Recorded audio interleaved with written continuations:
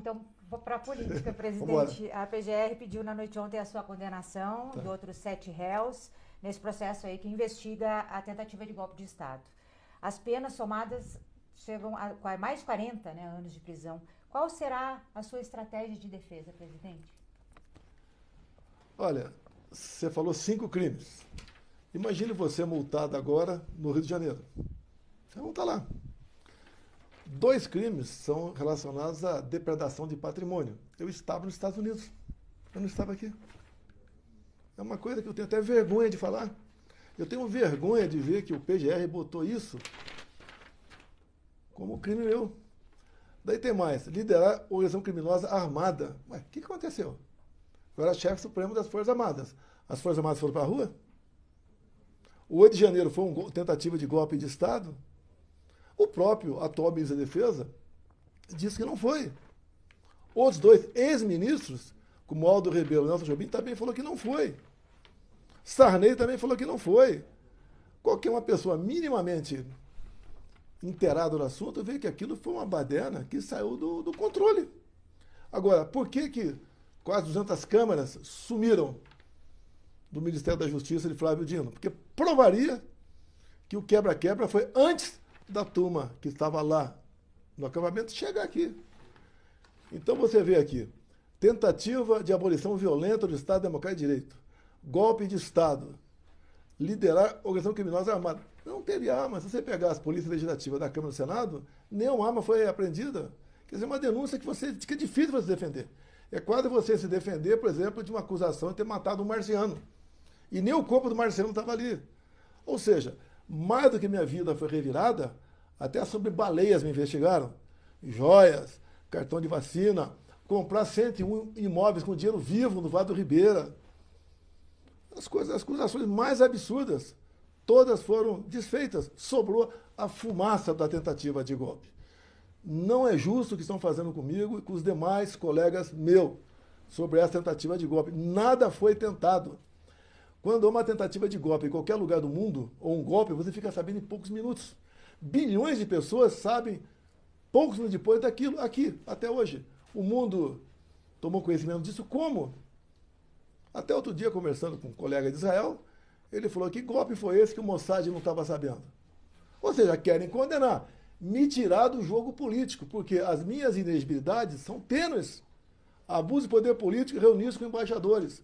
2 meses antes, o ministro Fachin do TSE se reuniu com embaixadores.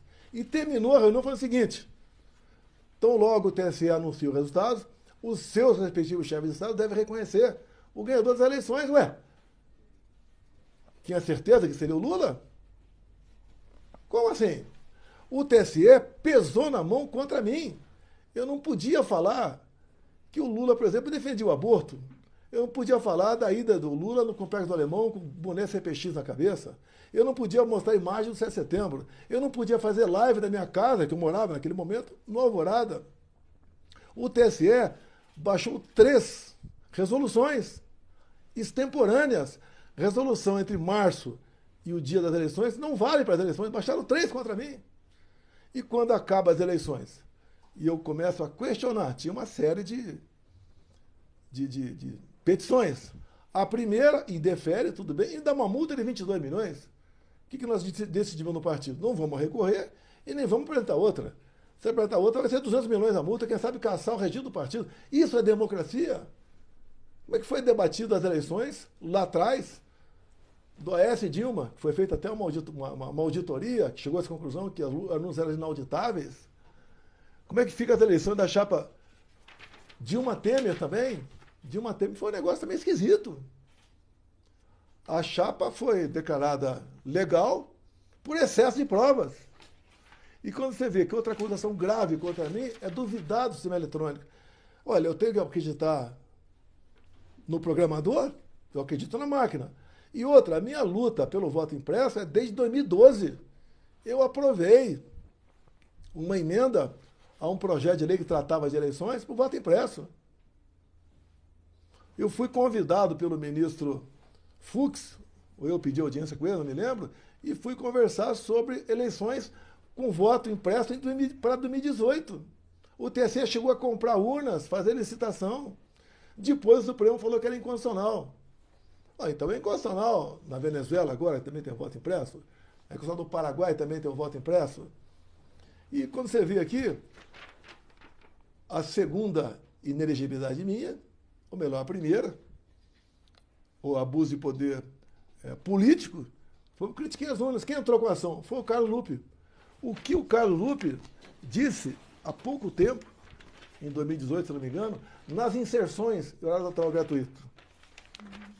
Carlos Lupe, esse cidadão aqui. Sem a impressão do voto, não há possibilidade de recontagem. Sem recontagem, a fraude impera. Carlos Lupe. Então, o próprio Flávio Dino já criticou a urna eletrônica. Vários parlamentares criticaram, apresentaram projetos. Nós derrubamos o veto, a Dilma Rousseff vetou o meu voto impresso. Nós derrubamos o veto com voto, inclusive, de petistas. Agora, me acusam disso? O senhor vai, então, seguir nessa mesma linha na sua defesa, de levar todos esses elementos que o senhor já apresentou diante desse pedido de condenação da PGR? Nós já levamos. Você quer ver?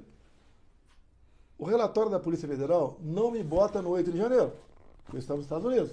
O PGR me coloca no 8 de janeiro. Não tem cabimento se defender disso. Te digo uma coisa a vocês duas aí. Caso eu estivesse em Brasília no dia 8 de janeiro, eu ia buscar à noite ou na madrugada, eu estaria preso ou morto. Mas o PGR, na denúncia que ele faz, o Paulo Gonet, ele diz no pedido, na denúncia não, desculpa, no pedido de condenação, que o senhor alimentou diretamente a insatisfação e o caos social depois de perder as eleições em 2022 e que não reconheceu essa derrota de forma clara e dessa forma teria mantido os seus apoiadores em estado de mobilização, o que levou ao 8 de janeiro. O que o senhor acha? Eu quero uma imagem, uma matéria da imprensa, eu fazendo críticas contundentes, em novembro e dezembro de 22. Não tem. Não tem. O senhor reputa, agora, eu então, queria que eu... Olha só. Mobilização. Não, olha só. O pessoal foi para os quartéis pelo Brasil. Adesão minha. É melhor ficar lá do que ficar na rua. Lá estão protegidos. Tanto é que lá não tivemos problema nenhum. No dia 2 de novembro de 22, ou melhor, dia 1º, eu dei uma coletiva para a imprensa. Falei, vão sentir saudade de mim. Quando é que você vai sentir saudade de mim? Quando eu for embora. E dei meu recado ali, nós não somos igual à esquerda. Não podemos fechar rodovias, invadir, depredar patrimônio. No dia 2, eu fiz um vídeo conclamando aos caminhoneiros que desobstruíssem as pistas pelo Brasil. Se eu quisesse o caos, eu alimentaria isso daí. Ao longo do percurso, a pedido do Lula, eu nomeei 2 comandantes de força. Eu tive reunido com o ministro Zé Múcio no começo de dezembro na minha casa, na Alvorada, onde ele foi conversar comigo. Queria ter mais liberdade junto aos comandantes militares. Liguei para o ministro da Defesa. A transição foi tranquila. Nós nomeamos Geraldo Alckmin no comecinho de novembro como encarregado da transição pelo parte do lado de lá. Por lado de cá era o Ciro Nogueira. Ninguém reclamou. Fizemos uma transição tranquilíssima. Agora, eu não poderia mais entrar com petições junto ao TSE. Uma que eu ia entrar era sobre essas três resoluções extemporâneas. Não pude entrar. Daí eu perguntei para os colegas, o que a gente pode fazer dentro das 4 linhas? Tem alguma coisa na condição? Daí alguém falou, estado de sítio. Falei, pô, peraí, é uma coisa violenta. E o que é o estado de sítio? O presidente convoca os Conselhos da Defesa e da República. Foi feito isso? Não foi. Se tivesse feito, convocaria, mandaria uma mensagem para o parlamento, pedindo autorização para baixar o decreto. Para quê, presidente? Esse decreto seria uma alternativa a não deixar o Não. Primeiro, você sempre tem GLO na cabeça para paz no Brasil. Você passa 4 anos com GLO na cabeça.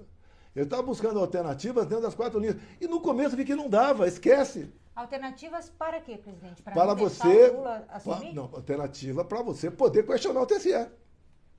Só isso. Nunca eu joguei fora das 4 linhas. Se eu quisesse, se tivesse mal intencionado, faria algo antes das eleições. Trocava comandante de força, coisa mais, não é dificuldade nenhuma. Trocava de defesa, trocava isso, trocava aquilo.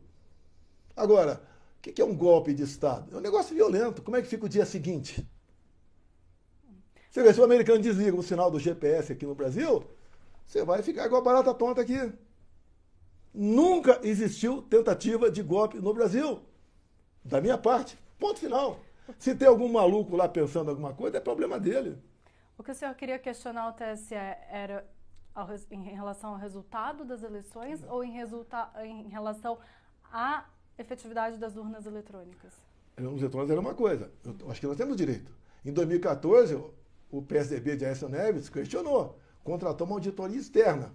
Conclusão da auditoria externa. As urnas são inauditáveis. Na Venezuela, pela primeira vez, tivemos um voto impresso.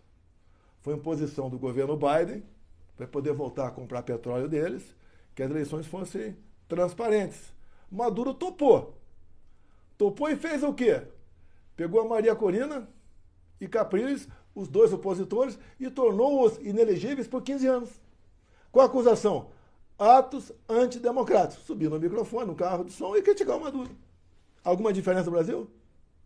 Tem deputados processados por ocupar a tribuna da Câmara. Em 2001, eu estava aqui em Brasília, eu cheguei em 91 aqui. O artigo 53, que os deputados eram invioláveis por palavras, opiniões e votos. Nós botamos o pronome lá indefinido quaisquer. Para não ter dúvida, o parlamentar pode defender o que ele bem entender. E temos deputados de nome, como o Nicolas, o meu filho que está nos Estados Unidos, o Gaia, o Cabo Gilberto da Paraíba, e tantos, uns 25, sendo processados por usar a tribuna da Câmara. Nós vimos há pouco uma colega de vocês recebendo uma multa absurda, porque ela publicou, no impresso lá do Rio Grande do Sul, o salário de uma juíza. Você não pode mais. Aqui eu vi aqui, né? Nosso compromisso é com a verdade dos fatos. Parabéns a vocês fazem isso. Nós estamos caminhando para uma situação que você vai perder a paz do Brasil. Hoje é comum, alguém passa um zap para outra pessoa, já pagou? Medo de tudo, não pode criticar mais. Está crescendo aqui, não é sentimento, é uma realidade de ditadura no Brasil. Eu aqui só estou, no meu entender, respondendo esse processo, porque eu tenho nas pesquisas, tá aí as pesquisas aí, que eu estou na frente do Lula em qualquer situação. Estado do Nordeste, a gente já ganha dele, ou empata na margem de erro. Ou seja, o pessoal está insatisfeito com o que ele está fazendo, só faz besteira. Provoca o americano o tempo todo. Até digo para você, talvez você vai entrar nesse assunto aqui. Se eu fosse presidente da República, o acordo com os Estados Unidos teria sido já feito aos moldes da Argentina, onde 80% dos produtos não são taxados. Por que aqui está em 50%? Porque ele provoca o tempo todo. A questão do BRICS, né? Queremos uma moeda padrão diferente dos Estados Unidos. Provoca o tempo todo. Provoca lá ao lado do Irã contra Israel, ao lado do Hamas contra Israel. É o tempo todo provocando, e até chega a infantilidade. Vou levar jabuticaba para ele comer, que eu sei de chuva jabuticaba, né? Vou levar jabuticaba para ele comer. Chega essa infantilidade. Vira-lata, fukiu. Pô, é o tempo todo assim. Agora, parece que para esse governo que eu sinto, o caos é importante. Digo aqui, no meu governo, os bilionários e o pessoal pobre, todos ganharam dinheiro comigo, todos, sem exceção. E agora está o caos aí. Ninguém sabe o dia de amanhã. A gente vai voltar em alguns dos assuntos que o senhor mencionou aqui, mas voltando ainda na questão do pedido de condenação e do seu processo, a delação do tenente-coronel Mauro Cid, que foi o seu ajudante de ordens, foi fundamental na construção da denúncia que foi feita. O senhor se sente traído por ele de alguma forma e pode tomar alguma medida ainda? Fizeram a pesca probatória em cima do telefone do Cid por causa de um cartão de vacina. E o telefone dele tinha coisa desde antes de eu conhecê-lo. E daí, a partir daí, começaram a fazer histórias em cima disso aí. E teve ameaça em cima da esposa e da filha por falsificação de cartão de vacina. Agora pegaram um zap dele dizendo que eu nunca havia pedido para ele falsificar meu cartão. Tanto é que foi arquivada essa questão. E parece, pelo que tudo indica, né, que encontraram mais alguma coisa lá que mexe com a vida pessoal dele. Parece que é isso aí. Tanto é que nós pedimos os vídeos das delações, desde a qualificação até o término. Não conseguimos todos esses vídeos. Então, é uma suspeição forte nesse sentido. O que é uma delação premiada? É espontaneidade, que ele não teve, é verdade, que foi mudada várias vezes, e provas que não tiveram. A última, até no na Calhação com o João Braga Neto. Tinha um pacote de vinho lá que tinha 100 mil reais. Sabia como, se não viu, estava lacrado. Pelo peso. Eu posso pegar o máximo de dinheiro assim para você, aqui tem 1.000 reais. Ou tem 200 mil reais, se for nota de 2 reais ou de 200. Tá? Então, uma delação que, se fosse na Lava Jato, tinha sido anulada há muito tempo. Como é Jair Bolsonaro, que atrapalha o sistema. Como é que atrapalhar o sistema? Você pega um Porto de Santos, dá prejuízo de 500 milhões por ano. Comigo passou a dar lucro de 500 milhões. Para onde ia ser 1 bilhão de reais? Você pega o Itaipu Binacional, que apenas gerava energia. A gente entra lá, troca a diretoria, tivemos dificuldade para trocar algumas coisas lá, trocamos. Ao longo de 4 anos, diminuímos a tarifa em 45% em dólar, diminuímos, fizemos a segunda ponte com o Paraguai, de um voo de 470 metros, alongamos 600 metros a pista do aeroporto, asfaltamos a transboiadeira a pedido do Ratinho do Paraná, obras de pequeno vulto, em quase 60 municípios, no entorno do lago de Itaipu, nós fizemos acontecer. Para onde ia essa grana? E você vai em todas as estatais. Correios. Foi superavitário comigo em 4 anos, mas você vê no último está em vermelho, né? Por que está em vermelho? Estava azul, está em vermelho. Porque o ano passado, 24, a diretoria dos Correios resolveu reconhecer uma dívida que estava em disputa judicial. E pagou 1 bilhão de reais para um escritório de advocacias que estava lá, entre os advogados, a esposa do presidente dos Correios. Então pegou esse 1 bi negativo de 2024, jogou no balanço de 22, daí deu negativo. Eu tinha conversado com o presidente dos Correios, é possível nós diminuirmos a dívida dos funcionários Correios com seus fundos de pensões? Porque o fundo de pensão que nós pegamos foi roubado pela administração do PT lá atrás. Tanto é que só desse rombo lá atrás, os funcionários têm um desconto extra de mais ou menos 10% até 2030 no seu salário. E agora tem mais um rombo que está vindo aí, vai passar para 2040. Assim é a administração da esquerda, assim é o PT. Então quem ganhava dinheiro lá atrás nos Correios passou a não ganhar comigo. Tem que tirar esse cara daí.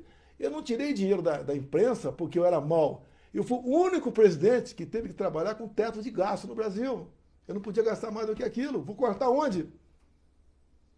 Vou cortar na imprensa, na propaganda, vou cortar por aí, um montão de coisa cortada por aí. Não tinha patrocínio mais para quase nada.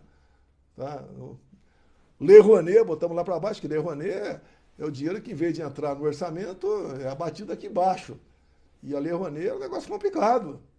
Em alguns casos, né, a pessoa chegava lá, eu quero 10 milhões, chegava para o empresário, ele diminuía esse valor aí, acertava, e depois o cara aqui ia lá no Ministério da Secretaria da Cultura e acertava mais alguma coisa, chegava metade para ele.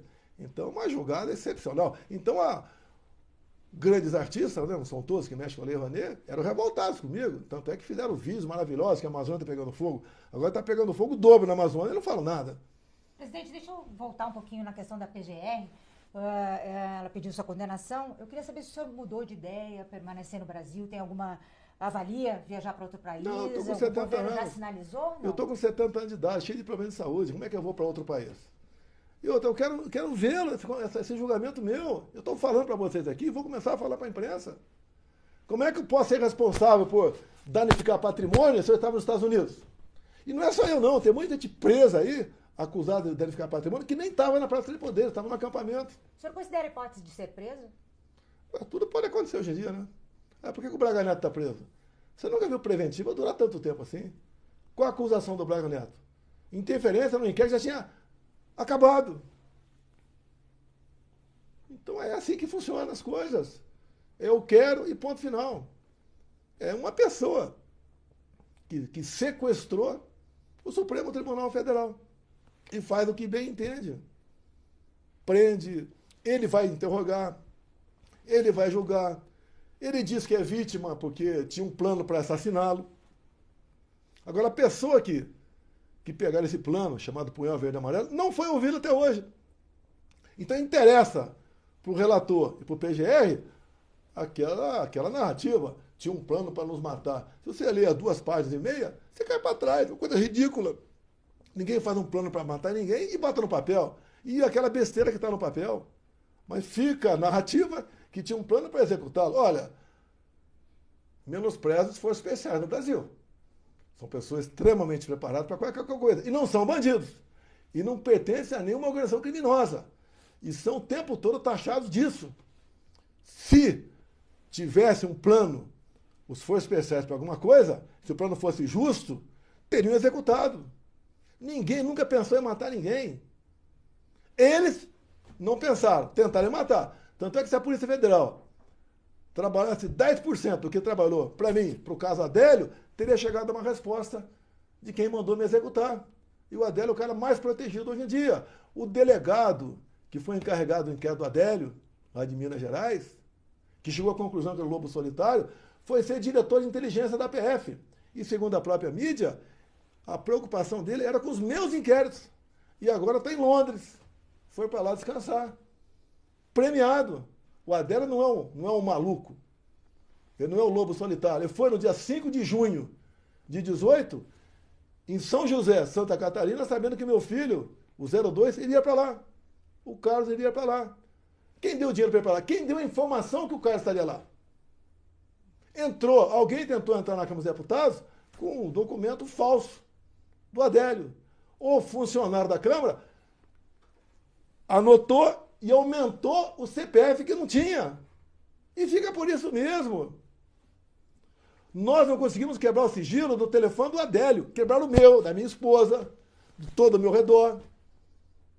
Agora, do Adélio não foi possível quebrar, nem vou falar do advogado. Tentamos também, o advogado é quase impossível, né? É um direito dele, no meu entender. Mas quebraram o sigilo do outro advogado meu, o Frederico Vassef. Quebraram o sigilo dele. Fizeram uma busca e apreensão à meia-noite no shopping lá de São Paulo. Ou seja, uma perseguição implacável. E eu acabei com a harmonia que existia em Brasília entre as pessoas que não queriam bem do Brasil. Se eu tivesse morrido em 2018, o Brasil já seria não uma Venezuela, mas uma Cuba. Imagine o PT administrando R$1 trilhão, foi o que nós gastamos na pandemia. Eles sumiram com 50 milhões de reais naquela história da casa de maconha, que foi 10% disso foi para o prefeito de Araraquara, que agora acabou de falar, o prefeito de Araraquara, que o Trump é o maior fascista do século XXI. É só provocação, narrativas. Eu tenho que me defender do que eu não fiz. Eu tenho que provar que sou inocente, não eles provar que eu sou culpado. Presidente, o senhor acha que é possível recorrer, já que o seu processo está no STF, que é a Suprema Corte do Brasil, é possível recorrer a outros fóruns internacionais? Mas leva anos. Você vai apodrecer na cadeia. Não seria eficaz? Eu tenho dito, não há interesse em me prender, eles querem me eliminar. Eu sou um problema, solto ou preso sou um problema. E eu não ataco o Supremo Tribunal Federal. Assim como vocês falam em fatos ali, eu falo em fatos também. Não justifica o Alexandre de Moraes, é o relator e vai me julgar agora. Ele é vítima. Ele não disse que tinha um plano para que Punhal Verde Amarelo queria matá-lo, como é que ele vai julgar? Nós dois brigamos num evento qualquer. De repente você, um vai julgar o outro. Não tem cabimento isso aí. Cadê o devido processo legal? Onde o Lula foi julgado? Não foi na 13ª Vara em Curitiba? Por que eu sou no Supremo? E mesmo se fosse Supremo, seria o pleno e não parte do Supremo. Os prazos aqui são corridos. Estão a lava-jato os prazos. Tudo é milimetricamente calculado. Mantém o Braga Neto preso para exatamente o recesso. Não contar prazos. Então, conta prazo para o Braga Neto preso. E, presidente, o que significaria para o senhor ser preso? Estar na prisão? Eu jamais passou na minha cabeça que eu não sou bandido. Bandido foi esse que está no governo e foi solto, condenado em 3 instâncias. Não passa a minha cabeça aí, eu não consigo entender. Preso por quê? Por depredar patrimônio? Você estava nos Estados Unidos? E se o senhor for Por uma tentativa armada, se não encontrou ninguém armado aí, o que é um golpe de Estado? É forças armadas, é tanque nas ruas, é você ter um núcleo político, ter um núcleo financeiro, ter apoio do outro setor, ter apoio da imprensa, apoio internacional. Isso é um golpe. Nada foi sequer pensado, não é cogitado, pensado. E se fosse pensado, como não começou nada, não tem crime. Pois não. O senhor espera alguma reação dos seus aliados políticos? O que o senhor imagina no caso de uma eventualidade de prisão ou de uma continuidade desse processo? Eu não posso falar sobre isso, né? Cada um faz o que se manifesta. Vários parlamentares foram falar comigo hoje, gravaram vídeo, Tá certo? É o que a gente está fazendo. É uma tremenda injustiça. Se eu tivesse feito um governo de corruptos, eu estaria com bilhões no bolso em liberdade, agora sem problema nenhum. O que aconteceu com o Carlos Lupe no dia de ontem no Supremo Tribunal Federal? A roubalheira dos velhos INSS foi arquivada. O Carlos Lupe está fora do processo. No meu entender, de que vale uma CPMI agora, ou CPI no Congresso? Não vale mais nada. Se o chefe, o ministro do INSS, né, da Previdência, já foi arquivado a ação contra ele, ele vai dar risada. É esse mesmo que eu mostrei para vocês aqui. O senhor acha que então não vale a pena fazer essa CPMI agora? Eu acho que não. Eu acho que não. Até porque o que o governo geralmente faz? Geralmente é equilibrado ali. Ele convence mais um ou outro a só atacar o outro lado. Daqui a pouco vou botar na minha conta. Como estão tentando botar na minha conta o roubo dos velhinhos. Eu roubei dos velhinhos para dar para o irmão do Lula. Eu nunca recebi um sindicalista no meu gabinete. Nunca recebi um deputado do PT no meu gabinete. Até se ele quisesse falar comigo, eu conversaria com ele. Mas nunca pediram para falar comigo. Agora, eu fraudei o INSS. Se nós começamos em janeiro de 19, uma medida provisória para exatamente evitar que tudo isso acontecesse. Mas o argumento do atual governo de que justamente essa medida ampliou a possibilidade de cadastro de algumas entidades, o senhor refuta esse argumento? Não existe isso. Por quê? Nós apresentamos uma medida provisória para exatamente você fazer uma reclassificação anual de quem está descontando. Essas próprias pessoas, em especial os mais pobres do Nordeste, não sabem o que assinam. Muitos são analfabetas, lamentavelmente. E não vê, quando o desconto já vem no Olerite, você não sente. Se você tivesse me dar uma nota de R$50 todo mês, você sentiria. Mas quando vem descontado, você não sente. São pessoas que por anos foram descontadas. E é um desconto bilionário. Por que eles fizeram isso também? Começou com o Temer, quando o Temer acabou com a contribuição previdenciária, a contribuição lá para sindicato. E nós agravamos a situação, jogamos pesado em cima disso. Eles foram buscar recursos em outro local. E foram em cima dos idosos. O pessoal recebe, em média, aí, R$1.700, R$1.800, R$50 pesa. E agora o Carlos Lupe já está fora disso. O cara que me acusa de criticar a urna eletrônica, acabei de mostrar a vocês, ele é o maior crítico, está inclusive no Facebook até hoje dele. O pessoal vai no Facebook do Carlos Lupe, está lá até hoje. Vá logo que ele vai tirar esse vídeo daí. Não tem problema nenhum. O problema é quem está na capa do processo. Se é alguém da direita, condena. Se é da esquerda, deixa passar.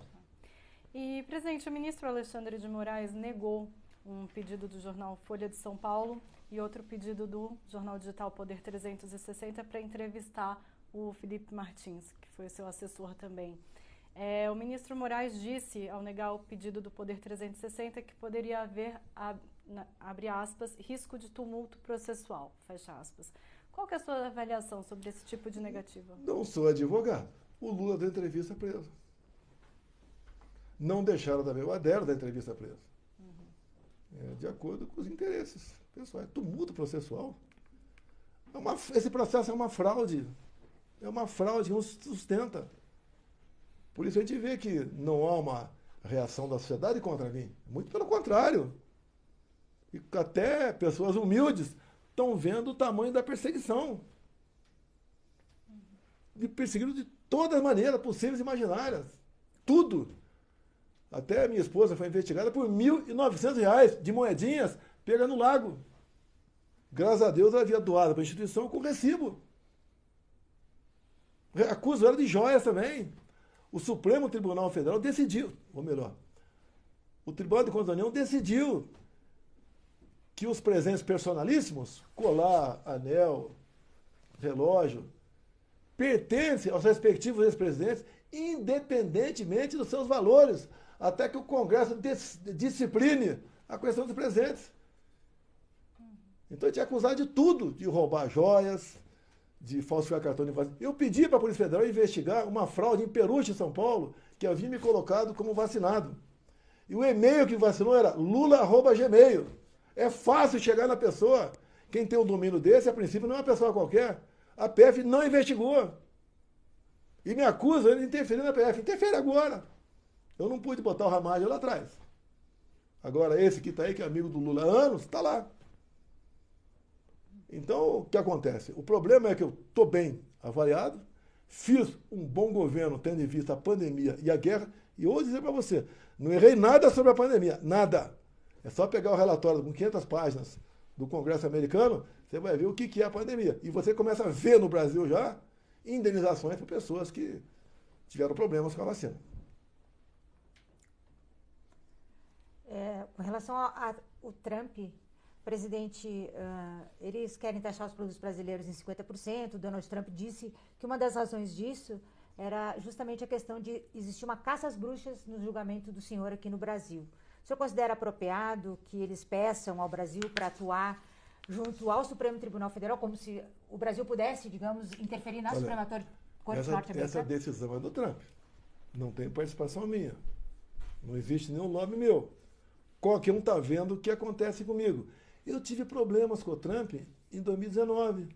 Ele queria taxar o nosso aço. Eu fui lá e conversei com ele. Não taxou o nosso aço. É o que o Milei fez agora. Conversou com o Trump, 80% dos produtos argentinos, não, tarifa zero. O restante, em torno de 10%. Se esse governo tivesse interlocução com o governo americano, iria falar com ele. O Xi Jinping conversou com ele. Todos os países que foram taxados até 100% e tinham um prazo para entrar em vigor, conversaram com o governo americano e resolveram. O que o Trump procura é uma paridade das taxações. Nós taxamos o que vem de lá para cá, em média, 60%. Mas agora, essa nova tarifa que foi imposta na semana passada, de 50%, o presidente norte-americano disse que era em razão do processo que o senhor está sofrendo aqui no Brasil. Ele citou o meu nome, Caça Bruxa. Ele citou também a questão das redes sociais. Das redes sociais, que é a liberdade de expressão, e tem também a questão do comércio americano. E também está implícito ali o Lula querendo aqui o fim do padrão dólar nas negociações com o BRICS. E o BRICS virou um ajuntamento de ditadores. Mas você ao pode ver. citar o senhor, ele não está saindo um pouco da questão econômica e entrando eu não vou numa questão interferir, política? não vou dar palpite na vida do Trump. Não vou. Eu tenho uma profunda gratidão por ele. Tivemos um excelente relacionamento, conversamos sobre muita coisa pelo mundo, tivemos fazendo planos, parece que ele estava namorando, fizemos muitos planos para o Brasil, tá? Na questão dos nossos minérios, as questões aí de maneira geral, os commodities, que competimos em alguma coisa. E ele sempre falava que, pela primeira vez, tivemos um presidente não hostil aos Estados Unidos, que foi eu. E não houve nenhuma participação sua, nem de seus filhos, nessa questão da... Minha, zero. Não existe lobby. O americano vai com os fatos. Eu não tenho dúvida, não é porque sou eu aqui. Comigo é caça bruxa. Como é que eu vou provar que eu não quebrei nada no Palácio da Presidência se eu estava nos Estados Unidos? Foi por telepatia?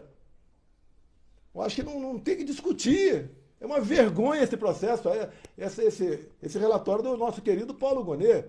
Até quando o Paulo Gonet foi escolhido, lá atrás, não tinha problema nenhum, eu falei, poxa, o Lula errou, né? Porque está botando uma pessoa que é um cristão, que é uma pessoa que tem uma boa fama, e parece que ele mudou de ideia.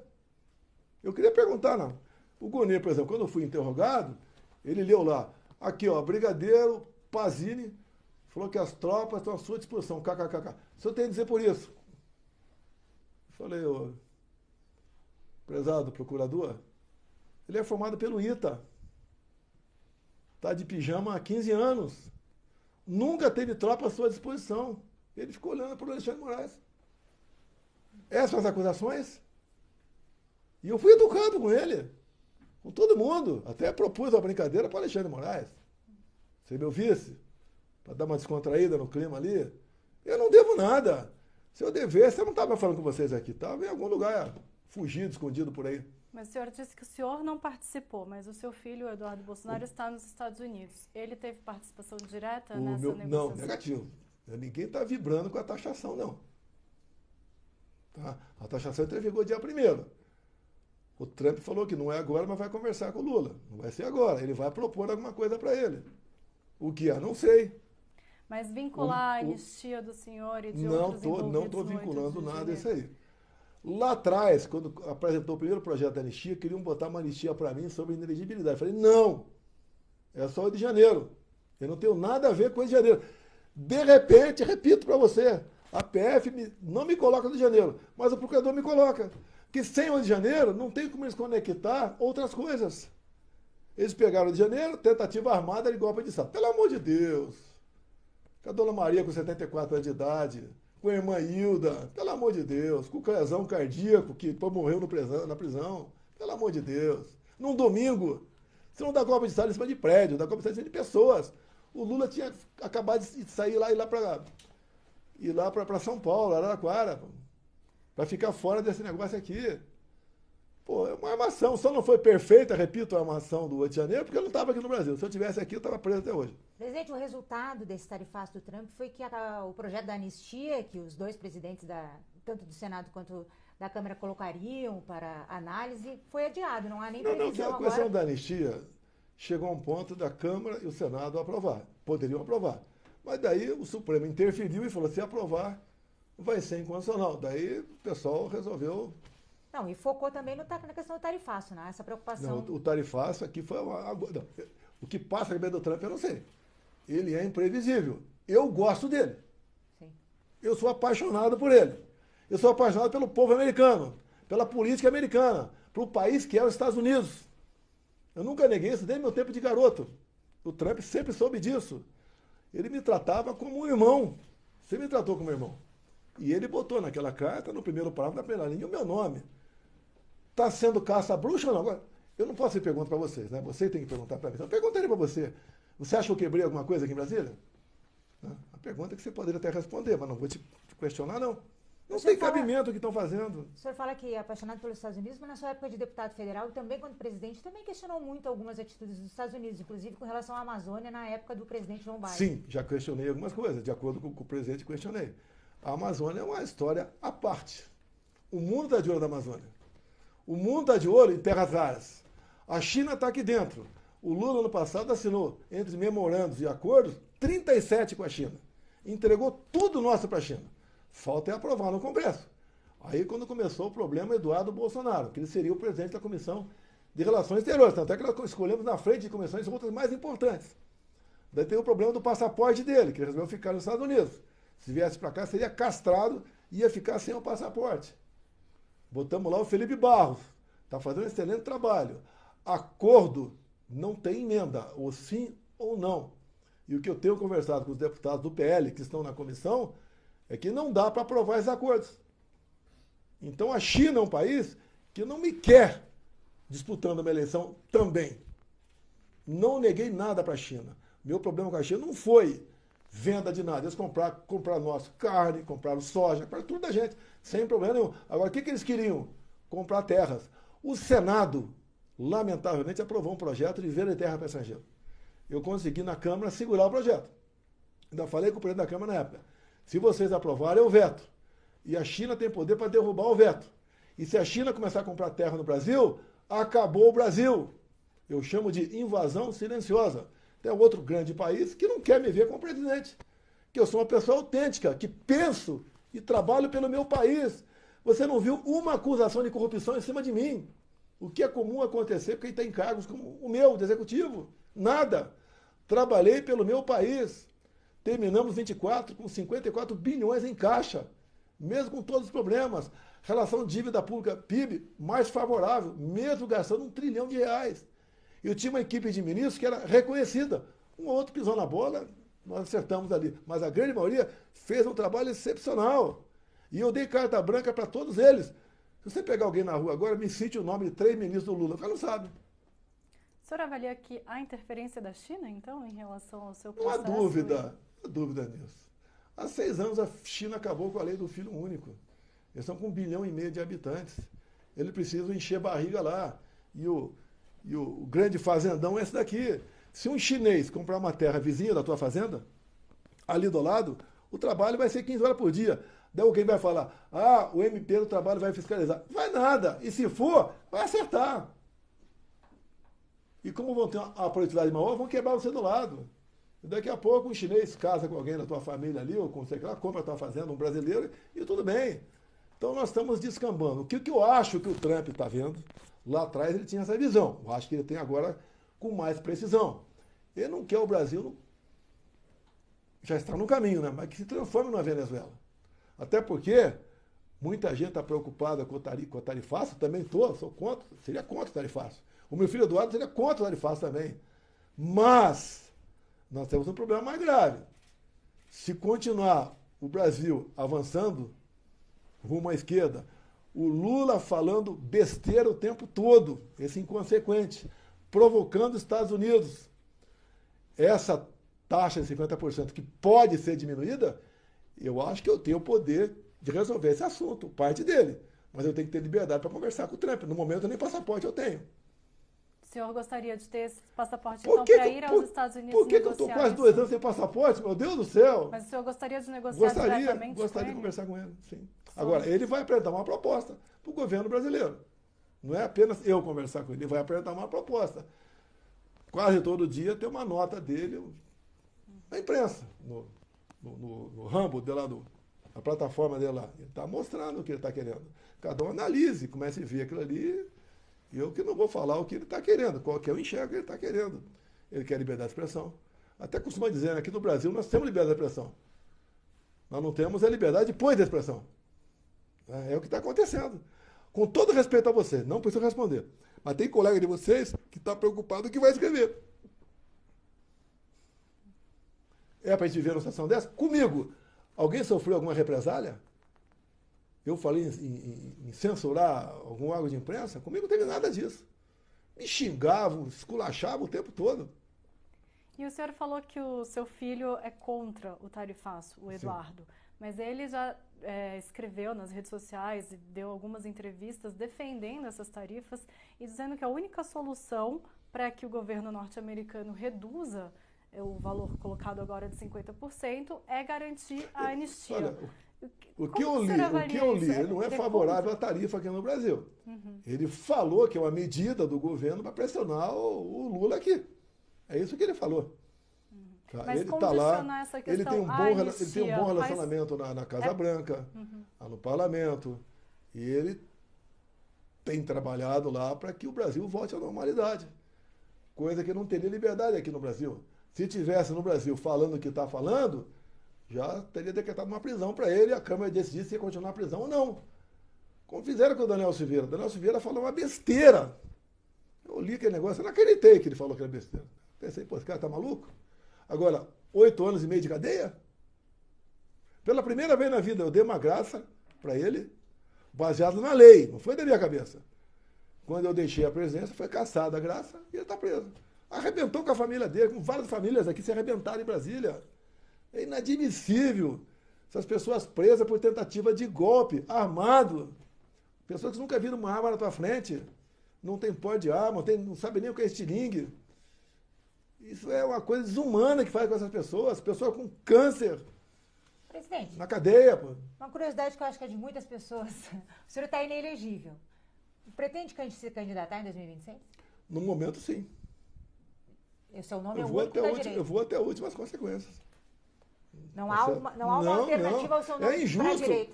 Eu estou inelegível porque me reuni com embaixadores, porque eu subi no carro do som do Silas Malafaia. Não tem cabimento, não gastei um centavo nisso. Abuso de poder político e reunir com embaixadores. É privativo do presidente da República convocar embaixadores e não do seu Fachin. E quando acabou o 7 de setembro, deixei a faixa com alguém. Quando fui para a Esplanada, eu fiquei assustado com aquela imagem. Acho que todo mundo ficou assustado. Parecia uma plantação de girassol. E eu ocupei o carro de som do Silas Malafaia. Aí, abuso de poder econômico. Não gastei um centavo. O carro de som tinha mais carro de som lá, não gastei nada. E qual vai ser a sua estratégia diante do fato de que o senhor está inelegível? É entrar com pedido de candidatura. O TSE, a primeiro momento, vai decidir. Vai estar presidindo o TSE o Cássio Nunes, o vice vai ser o André. O TSE decide. Agora, que tremenda injustiça me tornar elegível por causa disso. Até porque estamos na Suíça, né? Agora, presidente, o registro de candidatura vai se dar somente no ano que vem. Diante disso que o senhor está colocando agora, de registrar a sua candidatura, se o TSE mantiver o senhor inelegível O senhor vai declarar apoio a um outro nome da direita, então, só em 2026? Para mim vai ser game over. Ponto final. Isso eu vou ver lá na frente. Mas então o senhor pretende deixar isso para 2026 apenas? Tem várias pessoas agora, aí que estão se apresentando como candidatos. Eu acho que todos os partidos têm que ter seu candidato no primeiro turno. Eu conversei com o Zema essa semana, bati um papão com ele. Converso sempre com o Tarcísio. Tarcísio é meu amigo, meu irmão. Tá certo? Já conversei com o Caiado. Não conversei com o Eduardo Leite, que não falta de oportunidade, né?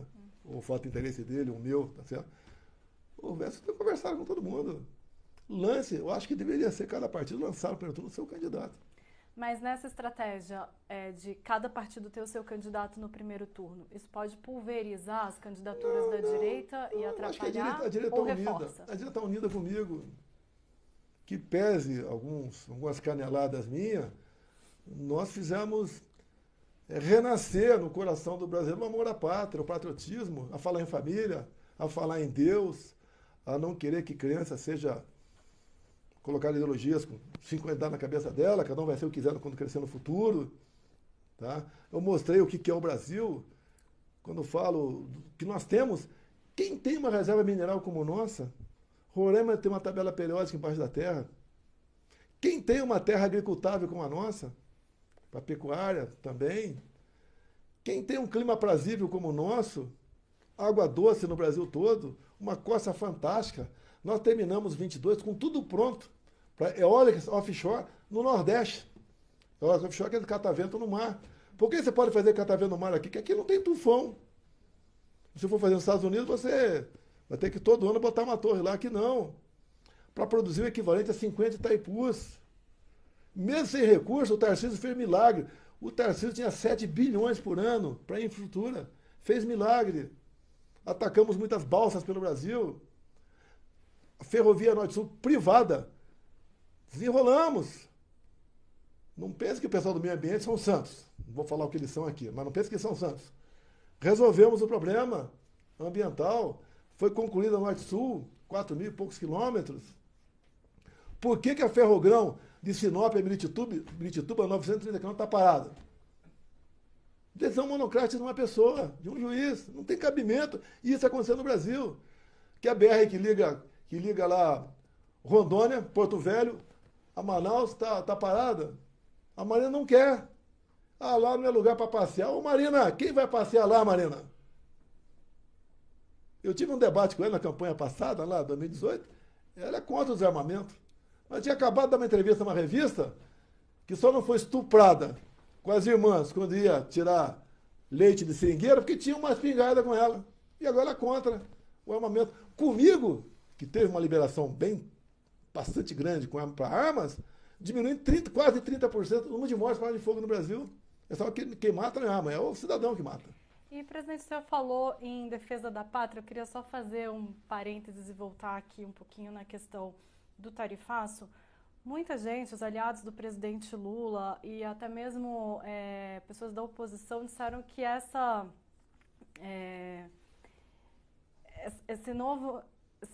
novas tarifas impostas e a defesa, a estratégia que o governo está adotando de negociar, deram ao presidente Lula novos argumentos que ele pode usar na campanha de 2026 e deram também esse espaço de adotar um discurso que é mais ligado à direita, da defesa da soberania nacional, inclusive com o resgate das cores, verde e amarelo. Como o senhor entende essa estratégia? O Lula, apaixonado pelo verde e amarelo, ao lado de ditadores, um dos motivos das sanções também foi o Lula estar lá na Rússia, no dia da vitória, em vez de estar na terra do Flamengo, estava lá ao lado de ditadores e criminosos de guerra. O Lula falar em patriotismo, ora, meu Deus do céu, vamos supor que tem uma sanção em cima da Venezuela agora. O povo deve ver a Rússia defender o Maduro? O Lula não dá demonstração nenhuma que resolver o assunto. Ele quer o país empobrecido. E quanto mais pobre e sem cultura, melhor para ele dominar. Mas dá um discurso para 2026? Dá, mas não vai para frente. Ela consegue atingir uma pequena percentual de pessoas menos esclarecidas. Eu quero voltar a 2026. O senhor considera, aí, no caso de inelegibilidade, permanecer? Alguém da sua família? A gente vê algumas pesquisas de popularidade da sua mulher, dos seus filhos. Você considera algum deles? Você vê pesquisa, não pedi para botar ninguém em pesquisa, né? A Michelle dá como a mais habilitada a ganhar a eleição, por exemplo. Você não vê discutindo política com ninguém. Ela tem a vida dela, em casa sem problemas comigo, graças a Deus. E ela está no PL Mulher, acabou de chegar do Acre agora, uma viagem lá. Se você andar na rua agora e fizer uma pesquisa, qual partido você vai votar? O PL está na frente. Tem a ver com o trabalho dela. Ela sempre dá uma boa mensagem de esperança, aponta algumas soluções. No Acre agora ela é uma carta dirigida ao Lula. Ela resolveu, com a equipe dela, fazer uma carta. No meu entender, ficou muito bem feita a carta dela. Baixar as armas e buscar alternativa. Que há uma previsão não muito precisa, que com esse tarifaço, se entrar em vigor de 1º de agosto, a gente perde 6% do PIB. Se está 3 positivo, passar para 3 negativo. E aí vem desemprego. O pessoal não investe, mas já está difícil investir com a taxa Selic 15%. Eu cheguei a botar a taxa Selic 2% no começo de 21. No contexto de pandemia. Contexto de pandemia. Agora, por quê? Eu tinha uma equipe, não é só o Paulo Guedes. O Paulo Guedes pegou o Ministério do Planejamento para ele, Secretaria, pegou a Indústria e Comércio. O Paulo Guedes pegou a equipe e eu dei liberdade para ele. Eu ia lá de vez em quando dar uma sugestão. Lá de vez em quando ele aceitava. E eu ficava feliz, porque quem é economista é ele. E não eu.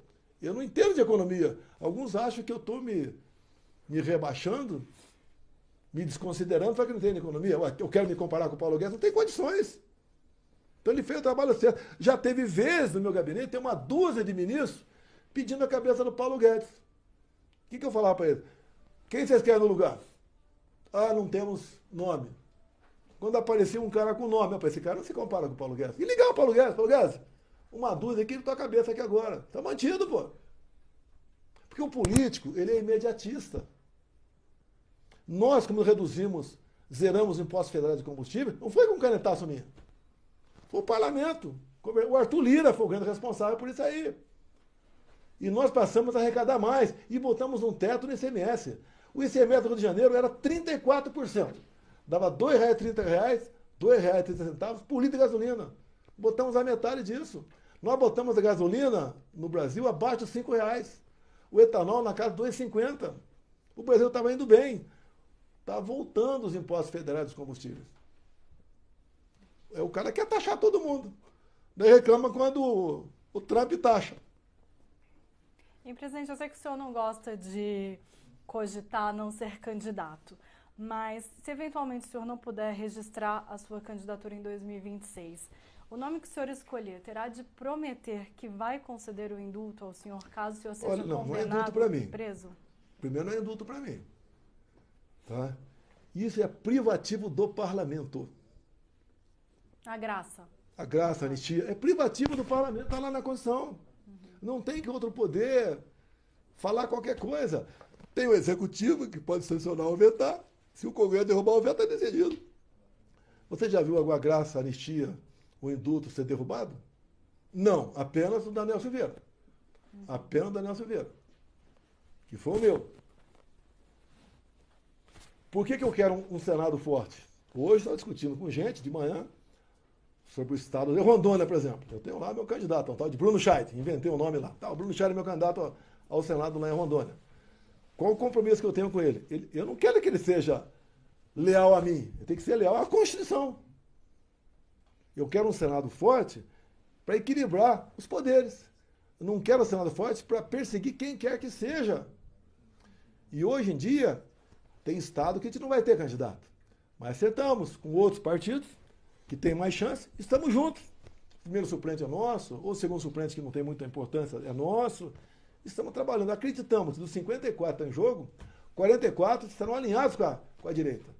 Some-se, não com os 27, mas com uns 15 que ficam lá, nós vamos ter quase 60 leais à Constituição. Ponto final. Essa frase o senhor disse lá no ato da Paulista, né? Que se tivesse metade do Senado, metade da Câmara, não precisaria nem ser presidente. Isso é uma saída sua, caso a elegibilidade você pode ver uma coisa? Eu, com metade do Senado, eu vou mandar mais que o presidente da República.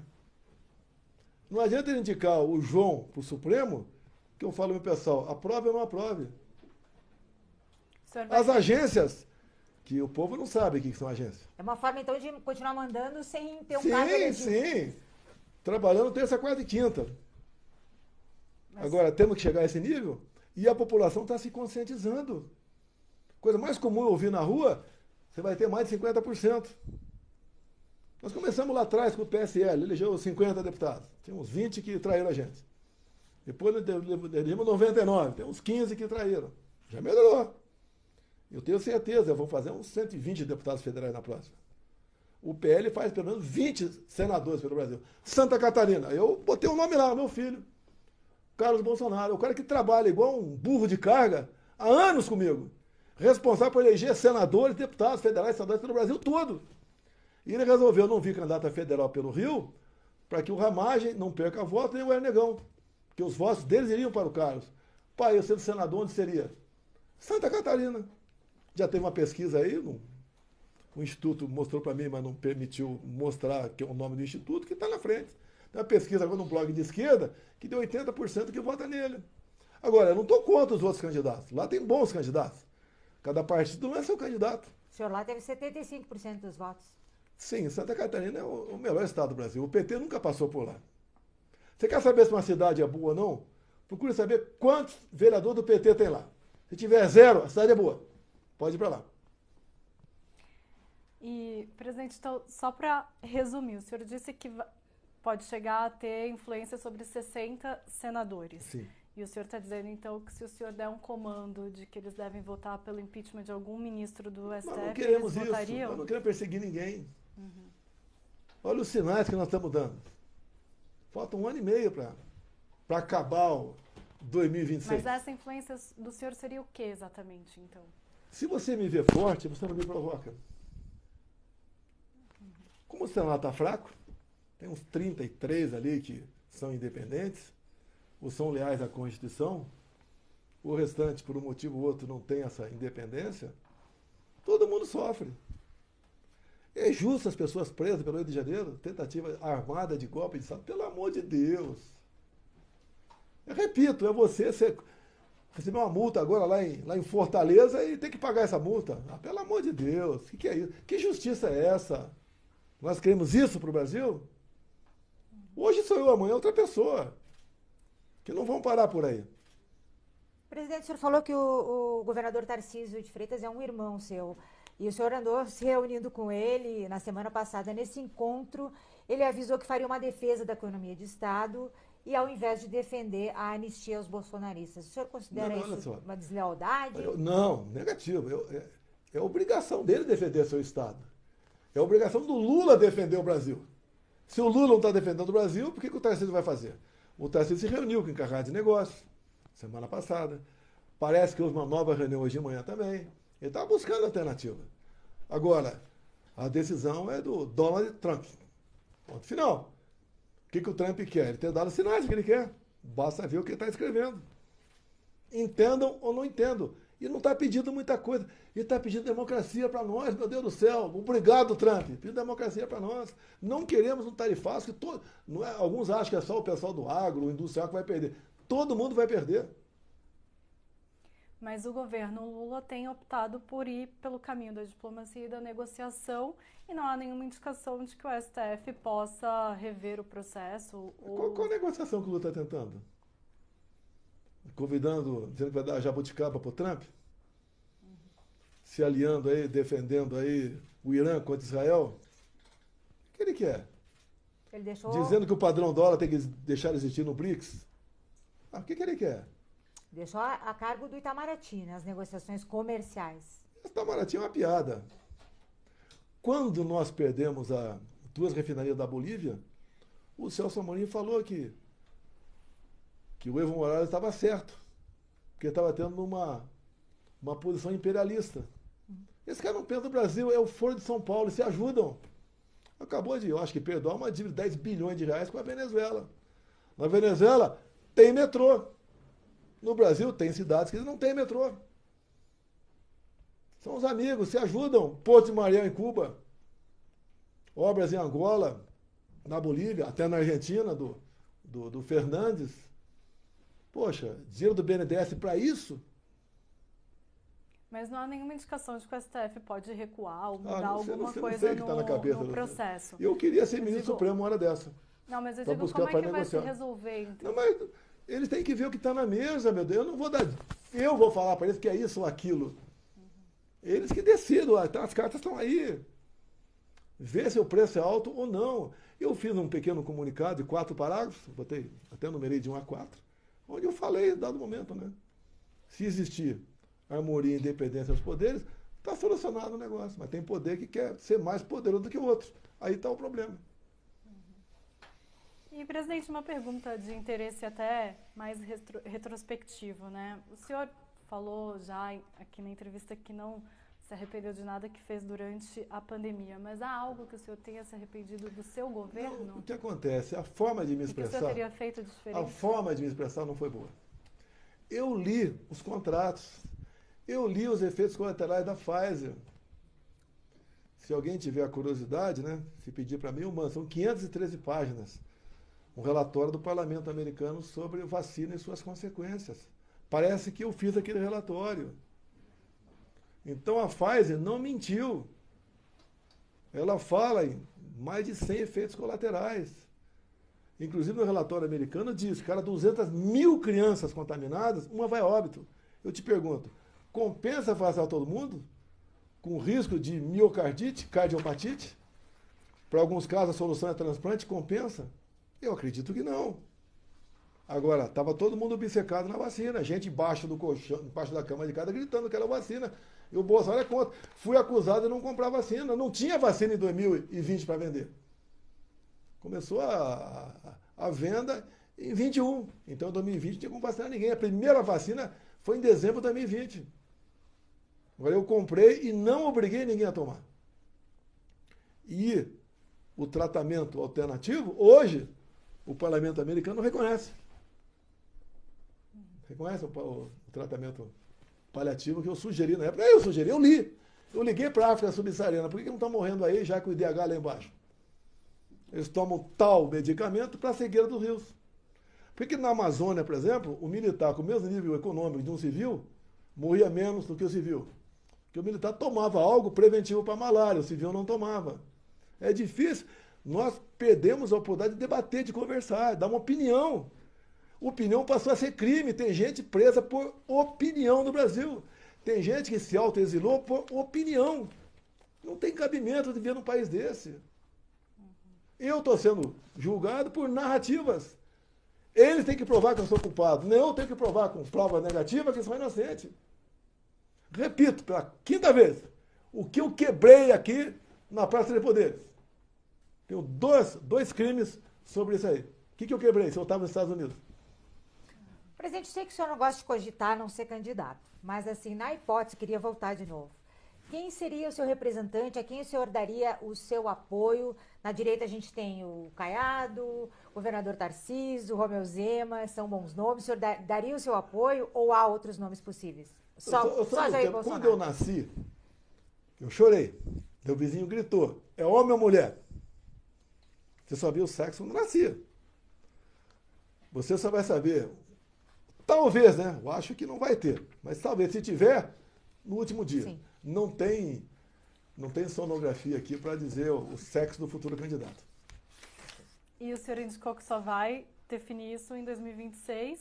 Por que eu estou inelegível? É outro abuso contra mim. O ministro Alexandre de Moraes esperou trocar aqueles dois indicados pelo governo, escolhidos pelo presidente da República, trocar para poder botar em pauta a inelegibilidade. Eu pergunto isso, estou enfatizando, porque muitos dos seus aliados mesmo defendem que o senhor definisse um apoio ainda em 2025 para se construir uma candidatura. Olha, qualquer candidato pode pegar um avião aí e falar, atenção, amigos de Teresina, Piauí, vou posar tal dia, vou estar na praça tal para dar uma palestra para vocês. Vê se vai alguém assistir. Tem muita gente que é bem avaliada no seu estado. Quando bota o pé fora do estado, não está bem assim. Logicamente que eu seria um tremendo cabo eleitoral para eles. Não vou negar isso daí. Mas eu quero a prova concreta que eu cometi algum crime. Não sou acusado de corrupção. Nada de errado eu fiz. Por que essa perseguição? Porque eu botei o Brasil para frente. Eu abri os olhos de muita gente. Quem nós somos? Onde podemos chegar? Você bota o mapa do Brasil na tua frente, você olha. Eu falo para você em cada local o que a gente pode fazer. E onde é que está o atrapalhamento para isso daí? Se eu tiver um Senado e uma Câmara favorável, a gente, dentro das 4 linhas, vai em frente. Se o senhor for preso, condenado e preso, o senhor vai resistir à prisão? Não cogito prisão. Eu aqui não fiz nada para perder a minha liberdade, algo mais sagrado que nós temos. Eu estupro uma condenação por prisão em cima do que estou sendo acusado. Mas estupro. se acontecer... Ah, não posso falar o se. Eu posso dar alguém pode dar Eu não, né? Você dá um tiro em mim agora. Não estou pensando nessa possibilidade. Isso é um tiro no coração. O senhor declarou em outros momentos que seria o fim da sua vida, até mais do que o fim da sua carreira política. Estou com 70 anos, alguns problemas de saúde. E o sistema me interessa eu morto. Tentaram me matar em 18. Ou tu acha que o Adélio é um lobo solitário, que andava desempregado, andava pelo Brasil, perseguindo meu filho Caio em Santa Catarina. Alguém na Câmara com a carteira dele para entrar na Câmara. Tá certo? Não é um lobo solitário. Ele tinha uma missão. Se ele fosse apenas um assassino qualquer, teria sido morto já. Muito bem tratado no presídio. Passou a ser um lorde. E agora está na iminência, ir para a rua, estão acabando com os hospitais, os manicômios aí, prisionais, está em via de ir para a rua. E queriam me tirar o pó de arma meu na primeira busca e apreensão. Tirar meu pó de arma na primeira busca e apreensão, tirar meu pó de arma. Como se eu fosse um bandido por causa de um cartão de vacina, que depois foi arquivado. A joias também. O TCU praticamente arquivou também esse negócio também. Eu comprei 101 imóveis com caixa 2 no Vado Ribeira. Covardia, jogo sujo. Tá? Se dá um trabalho de fazer isso, querer condenar minha esposa com R$ 2.900 de moedinha no lar, que ela doou a posição de caridade com recibo. Eu comprei 10 milhões de reais de leite condensado para mim. Eu comprei 30 próteses penianas para mim. Eu comprei 300 mil comprimidos de Tadalafila para mim. Essas acusações idiotas que desgastam você. Só faltou me acusar de ter engravidado a baleia, mais nada. Presidente, desde o episódio do aumento das tarifas, o seu filho, o deputado Eduardo Bolsonaro, tem direcionado críticas ao governador de São Paulo, Tarcísio de Freitas, por considerar que a defesa por uma negociação com os Estados Unidos esvazia a estratégia de anistia. Quem está certo nessa questão? Hoje foi botada uma pedra em cima. Conversei com o Eduardo e conversei com o Tarcísio. Está tudo pacificado. O Tarcísio continua sendo meu irmão mais novo, tá? E vamos em frente. Nós não podemos dividir. O Tarcísio é um tremendo de um gestor. Uma pessoa fantástica que está revolucionando São Paulo. Nada de crítica para ele. Se tiver, é por telefone pessoal.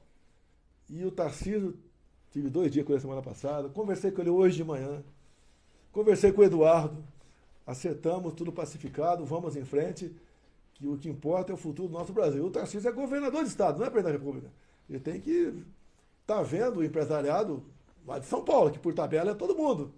No meio está fazendo o possível. Vai conseguir? Não sei. Porque essas decisões são pessoais do presidente Trump. O senhor fez essa conversa depois da publicação que o seu filho fez? Sim, dessa última agora. Tinha subserviência servil. Já está pacificado. Por isso que o senhor fez essa conversa, então, para pacificar? Sim. Estava saindo de controle? Estava. Ele, apesar de ter feito 40 anos de idade agora, né, ele não é tão maduro assim, vamos assim dizer, talhado para a política. Está bem. Ele acerta 90% das vezes. 9% quando do meio, 1% está errando. Tem um baita de um futuro político pela frente.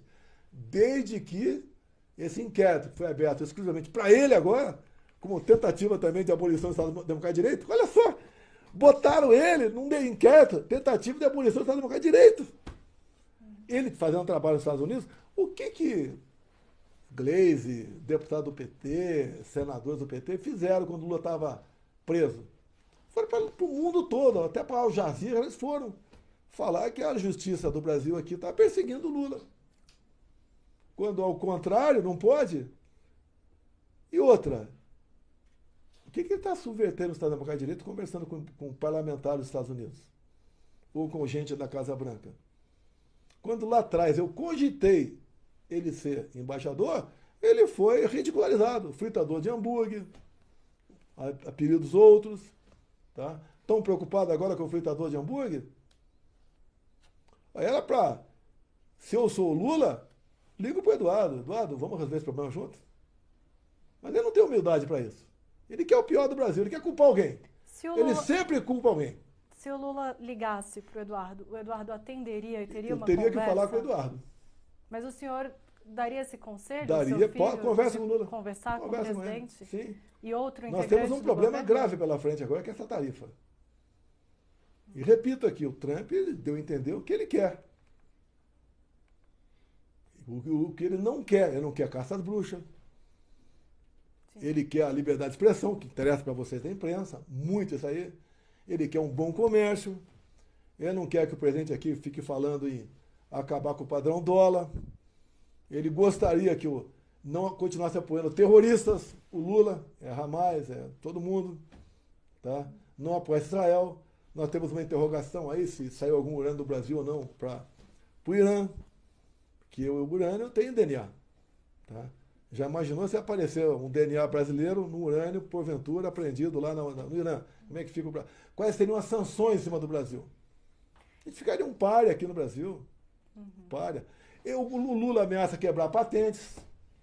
Esse cara, ou ele quer quebrar o Brasil, ou é um psicopata. Um dos dois. O senhor disse que o senhor daria esse conselho para que o Eduardo atendesse a uma ligação do presidente Lula. Mas o senhor daria o conselho também de que o Eduardo procurasse ativamente o presidente? Não, quem tem que procurar é quem está precisando.